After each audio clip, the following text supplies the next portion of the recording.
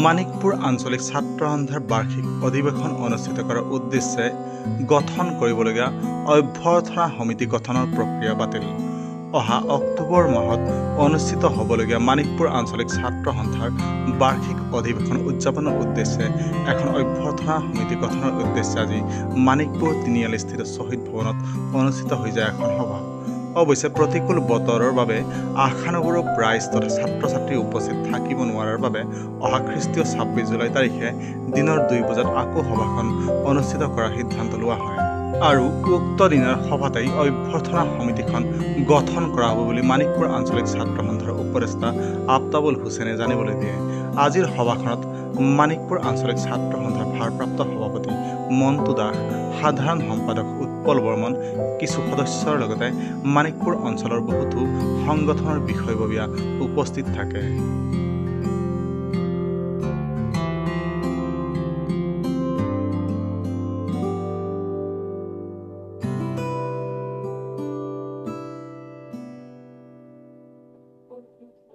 আজি আপোনালোকৰ যি বাৰ্ষিক অধিৱেশনৰ বাবে এখন অভ্যৰ্থনা সমিতি গঠন কৰা যি আচলতে এখন সমিতি গঠন কৰা হ'লনে নে বা কি মানে সিদ্ধান্ত ল'লে আপোনালোকে?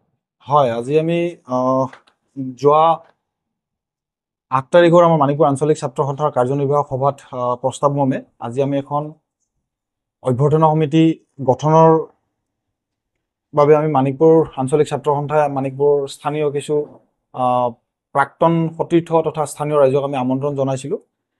বিশেষ কাৰণবশতঃ কিছু সতীৰ্থ বন্ধু আজিৰ সভাত উপস্থিত হ'ব নোৱাৰিলে। আজিৰ সভাত আমাৰ সিদ্ধান্ত গ্ৰহণ কৰা হ'ল যে অহা ২৬ তাৰিখ শনিবাৰ আমি পুনৰবাৰ মানিকপুৰ অঞ্চলৰ বিশিষ্ট ব্যক্তিসকলক আমন্ত্ৰণ জনাই আমি এখন সভাৰ আয়োজন কৰিম আৰু সেই সভাত মানিকপুৰ অঞ্চলৰ বৃহত্তৰ মানিকপুৰ অঞ্চলৰ ৰাইজক আমাৰ সভাত উপস্থিত হোৱাৰ বাবে আমি আহ্বান জনাইছোঁ। আপোনালোকে আহক, আমাৰ মানিকপুৰ আঞ্চলিক ছাত্ৰ সন্থাৰ যি বাৰ্ষিক অধিৱেশনৰ বাবে আমি অভ্যৰ্থনা সমিতি এখন গঠন কৰিব বিচাৰিছোঁ, তাত সহযোগিতা আগবঢ়াওক আৰু এখন সক্ৰিয় সুস্থ সমিতি এখন গঠন কৰি মানিকপুৰ আঞ্চলিক ছাত্ৰ সন্থাৰ প্ৰতিগৰাকী সদস্যক উৎসাহিত কৰক। মানিকপুৰ আঞ্চলিক ছাত্ৰ সন্থাই গ্ৰীষ্মকালীন এক প্ৰশিক্ষণ শিবিৰ স্পকেন ইংলিছৰ অহা ২১ জুলাইৰ পৰা আমি আৰম্ভ কৰিছোঁ। অহাকাইলৈ ২১ জুলাই আৰু অহাকাইলৈ আবেলি ৪ বজাৰ পৰা মানিকপুৰ আঞ্চলিক ছাত্ৰ সন্থাৰ মুখ্য কাৰ্যালয় শ্বহীদ ভৱনত এই পাঠদান কাৰ্যসূচী আৰম্ভ হ'ব। গতিকে মানিকপুৰ অঞ্চলৰ ছাত্ৰ ছাত্ৰীক আমি আমন্ত্ৰণ জনাইছোঁ এই প্ৰশিক্ষণ শিবিৰত অংশগ্ৰহণ কৰাৰ বাবে আমি আটাইকে অনুৰোধ জনাইছোঁ।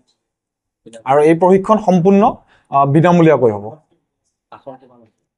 আসন আচলতে আমি সীমিত সংখ্যক কৰিছোঁ। এতিয়ালৈকে আমাৰ প্ৰায় ২০-২৫ জন আমাৰ লগত বাই টেলিফোন আমাৰ লগত যোগাযোগ হৈছে।